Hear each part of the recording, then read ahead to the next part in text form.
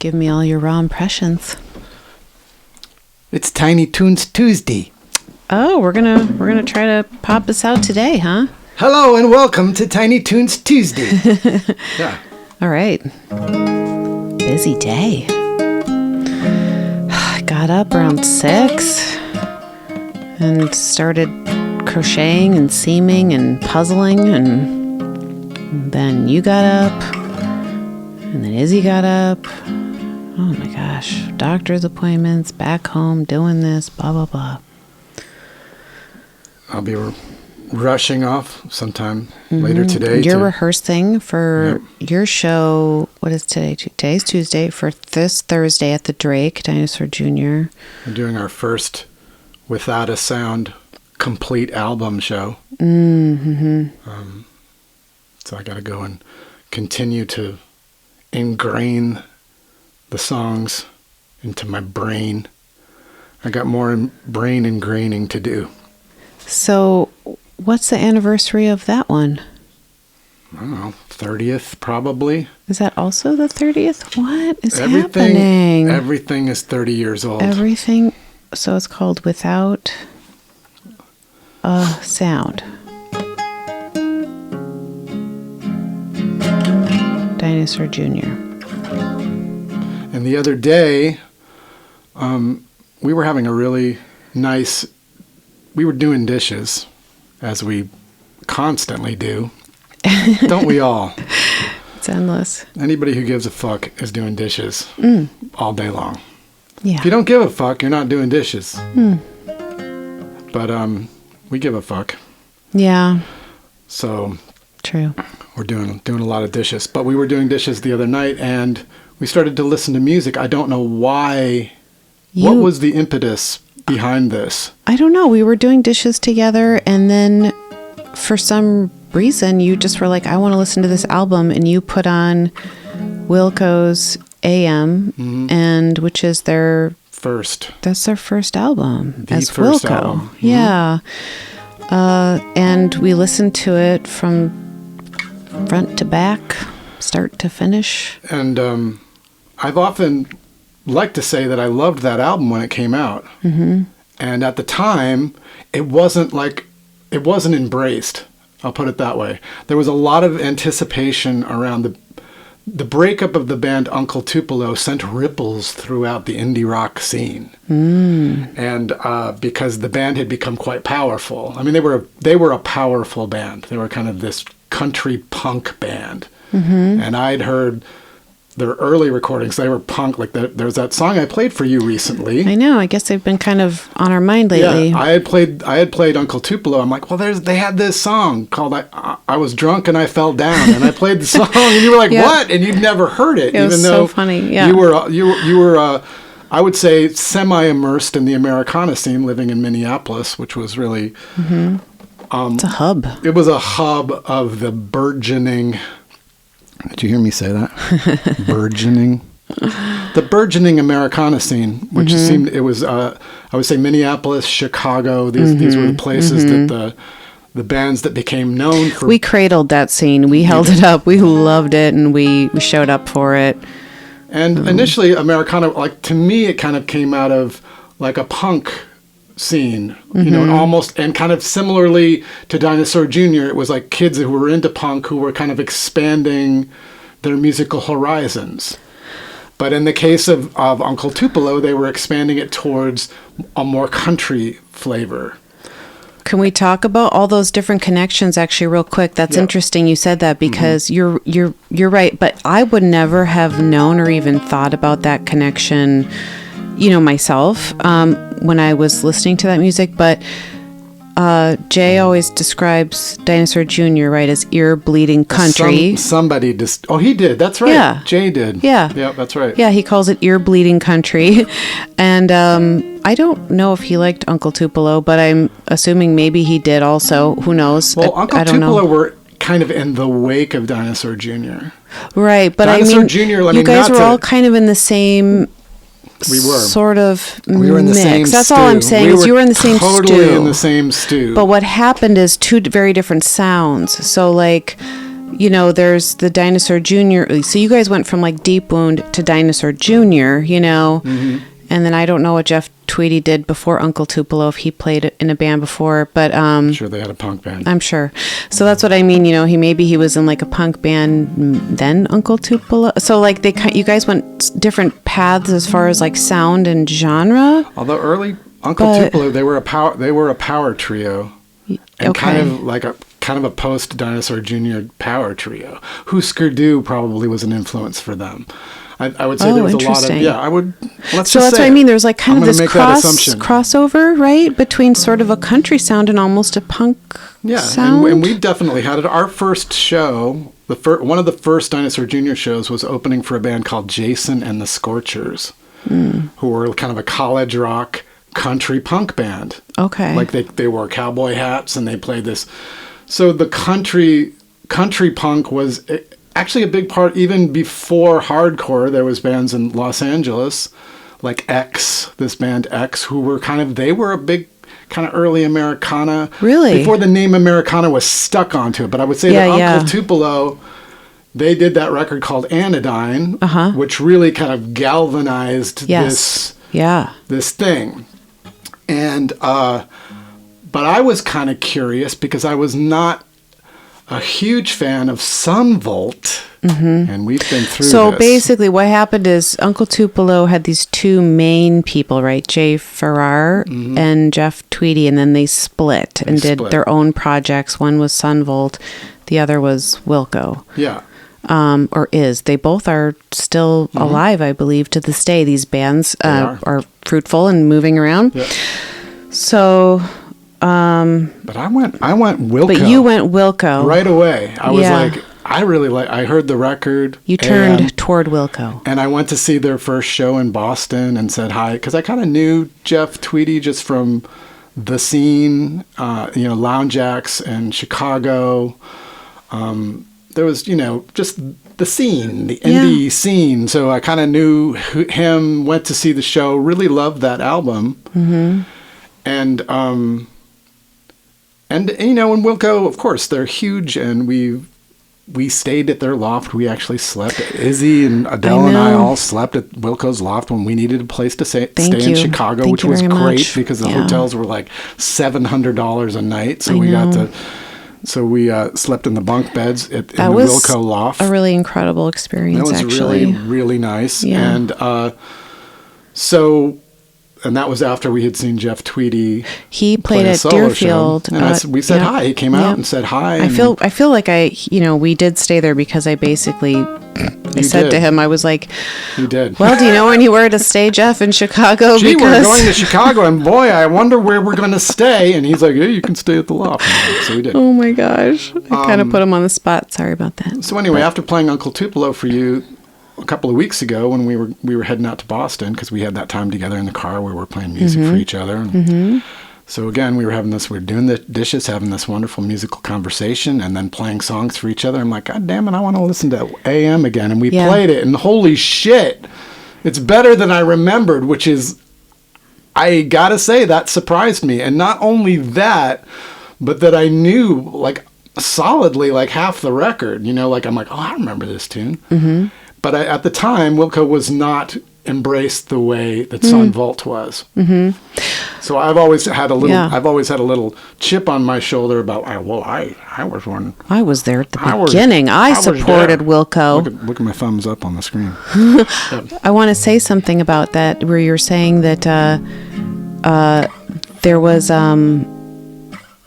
like a split in the scene where people were either Wilco or Sunvolt, right? And you were saying that Wilco wasn't as well received A.M. initially. Right. Yeah. That's your perspective, I think, as a musician who's 10 years older and is intimately in the scene, right? For me, as just a listener, when it came out, I didn't know about those things. I wasn't reading reviews, you know what I mean? Like I didn't. What do you mean? I just remember like it's almost like it just appeared, the CD just appeared. You were a sweet little fan. I just liked the music, right? And so next thing you know, I'm holding like a CD from, Electric Fetus in Minneapolis, and I've got A.M. and I mean, I don't know if that's where I bought it, but Why not? Why not? And anyway, so I just really liked the record. I listened to it a lot, and I never really thought about Sunvolt or Wilco. I listened to both. I like to draw lines. But yeah, you like to draw lines. It's so funny. That was 30 years ago, so I was kind of immersed in the scene in my own little. Yeah. I had my jealousies. I had my, and I was actually becoming very jealous of the Americana scene. I was like, ugh. Mm-hmm. Well, you put some slide guitar on it, and now you're Americana, and there was sort of this. This implication, or this, it was imagined that you were more legitimate or more genuine because of that. Yeah, that's true. And I kind of felt like, like I'm genuine too. Like I'm Americana. I'm like, even though, whatever. So then, okay, we were listening to AM. We were like, God damn. And so I just really liked the record, and I thought it was interesting that you were saying, oh, this wasn't as well received, blah, blah. Well, it says it in the Wikipedia too. Oh, well, I didn't look that up. But so I was driving down to, was it Hadley yesterday? And I just was listening to the album again. And man, this song that you're going to sing, I was just listening to it, and all of a sudden I became completely overwhelmed and was crying. And there's one line in the song that after you sing it, I just want to talk about how you can hold on to a line that you don't know why, but it just gets you. Since we didn't, Tiny Toons Tuesday guy and Mini Music Monday guy, I think they're on strike. So they didn't announce the show. Okay. But the concept of the show today is songs that make you cry. That have made us both cry. In the last week. Yeah. This one was mine. And then the other one was one that made you cry the other day. So what's this song called? What is it? I Thought I Held You. I Thought I Held You. Is that what it is? Gosh. Oh my gosh, you guys. Now I don't know again about the names of the songs. Let's see here. Oh dear. I Thought I Held You.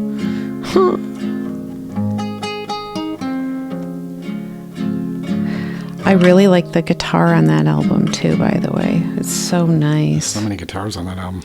I Thought I Held You. Okay. There's really, really nice. I like the way that record sounds. It sounds very partial to the production on that record. I like it too. Yeah, so I Thought I Held You from Wilco A.M. 1995.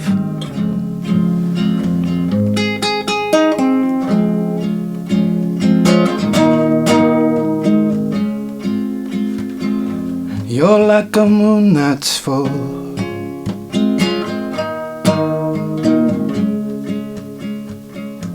across a sea of foam.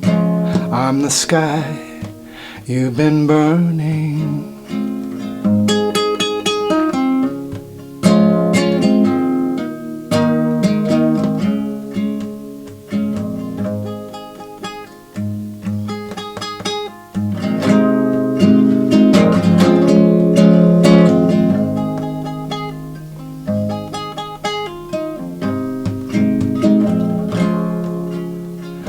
I don't think you even understand. I thought I held you by the hand. I thought I held you. I thought I held you.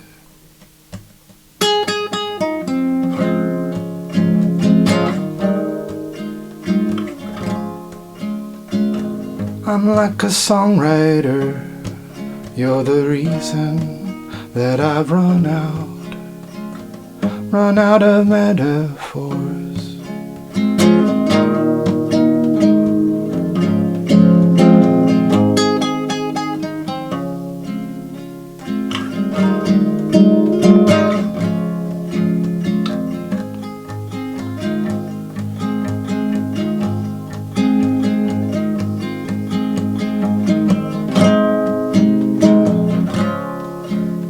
And I don't think you even understand. I thought I held you by the hand. I thought I held you. I thought I held you.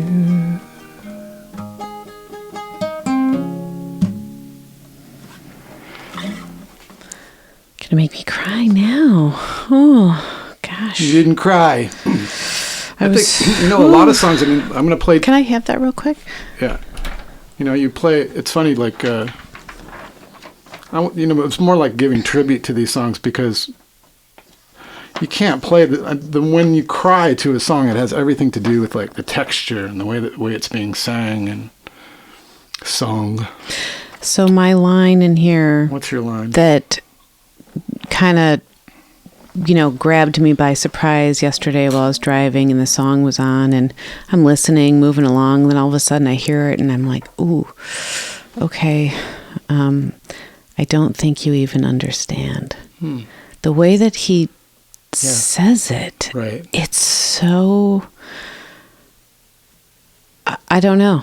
I just... Well, that's it. Yeah. That's kind of what I was trying to say is like I'm playing the song. I'm not going to make anybody cry, my version. But, I don't know. But maybe you will.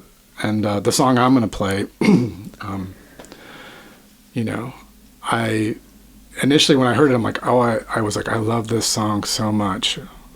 Should we just shift gears? Oh, yeah. I just wanted to say the last thing about this song is that looking at it, how simple, and it's like just a poem, you know? It's like someone just handed you a little poem. What a beautiful first line. You're like a moon that's full. So that was lovely. And so, yeah, the next song, Lou was listening to Adrianne Lenker. Yeah. I've listened to her before. I'd actually loved a song called Angels. Yeah. Like, this is interesting. So, a couple of years ago, I came across this song. And I'm like, who is this person? I had no idea. Like, and it was just this one song, and I listened to it like a lot. And I played it for our oldest, and had a very emotional experience playing it for her. But it's not the song I'm going to play, but I recommend anyone looking up this song, Angels by Adrianne Lenker. And then I had actually, I know the band Big Thief, as most, music fans do at this point. I'd seen them play, but only very recently did I make the connection that Adrianne Lenker was the singer for Big Thief. I didn't know. I thought that this... I didn't really know that either. I didn't make the connection at all. And so... I don't know that much about that band, actually, so... I mean, I saw them play a festival. I've had people play their music for me. I've heard the music like in shops. I've they've been a presence for a few years now. And I think she played locally kind of recently, and I think Jay might have went to the show because and maybe Jeanette too. I think our friend Jeanette went. Yeah, so that sounds familiar. Jay was playing the record in his house when we've been working, and working on the Without a Sound record. So he was listening to a lot of Adrianne Lenker. So the other day, it's so funny when you have the world of music at your disposal, how sometimes you're like, I don't know what to listen to. It's weird. Like, but it's truly... Too many choices. Too many choices, but I'm like, I should listen to the new Adrianne Lenker record that Jay was listening to. So so I put it on and I heard this song that I'm going to play, and I was like, oh, fuck. Like, it was like, damn. I'm like, that's a beautiful song. Then I listened to it again. I played it for Izzy, hoping Izzy would let me play it. She didn't, but I was like, maybe she will, because it's kind of a real pop song structure to it. And I thought maybe it would hook Izzy. It did not. But then I played it and listened to it for a third time for you, and I just started crying. I'm like, oh God. Because there is actually there's a verse in this song that's very personal to me, and it's kind of rare when I hear a song where I'm like, I personalize. I'd say that's very rare. Especially now that I'm old and complicated and crusty. When you're a kid, you can kind of throw yourself on, you can project yourself onto all kinds of things. But I was, this was a rare occasion. So I'm gonna play this song, and And I remember I had the thought, I was like, maybe I should cover this song. I'm like, no, I shouldn't cover this song because there's no way that I can ever, but I'm just going to do it because I just... Don't worry about you. Right. Just, yeah, who cares? Who cares? Just do it because you enjoy it, you know? Yeah, exactly. Yeah.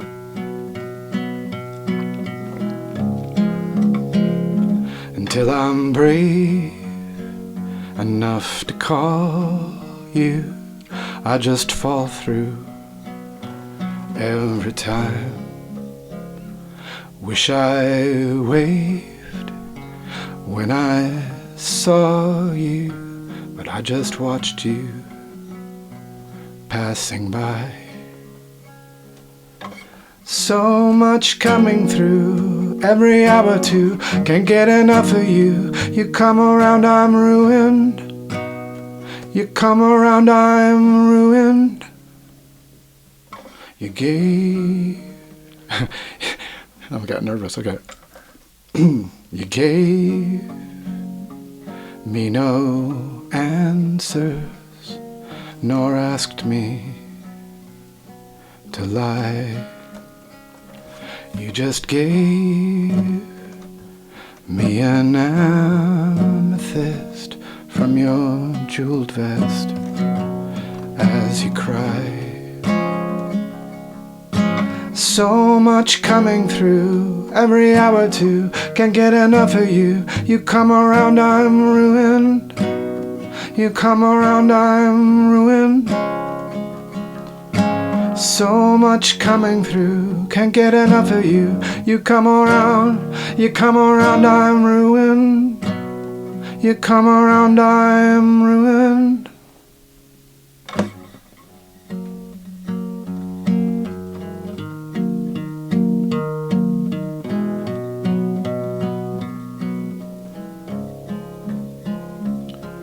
We shared in the basement as the fern bent to the window, and as we drew to alignment as the water soaked the pillow.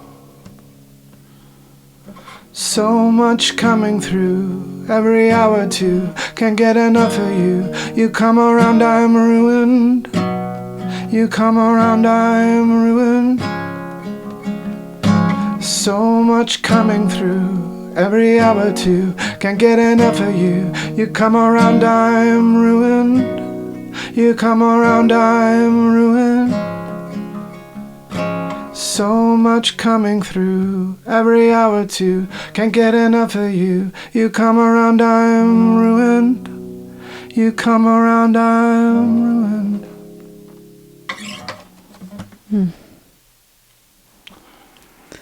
I was hoping I could play it through without fudging anything, but it's okay. I just can't. It doesn't. Yeah. It's just me. Doesn't matter.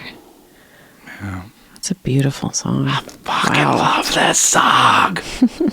Oh God, the recording is great. The recording is incredible. I think she plays it on piano, and it's got this real like lilt to it, and then the line "I'm ruined" becomes more. The music starts to reflect that feeling. So it's a very sad song. It's almost like a song of unrequited love. It's very, but the last verse of the song is like, we shared in the basement as the fern bent to the window, is our first night together. The first night that we spent together, we were in a basement. We were literally in a basement, and I don't know if there were ferns there, but I feel like there was outside of the plants, window. yeah. And the reflection in the shade. And we had this intense night. We slept together. Like we fell asleep together. We fell asleep in each other's arms for the first time. And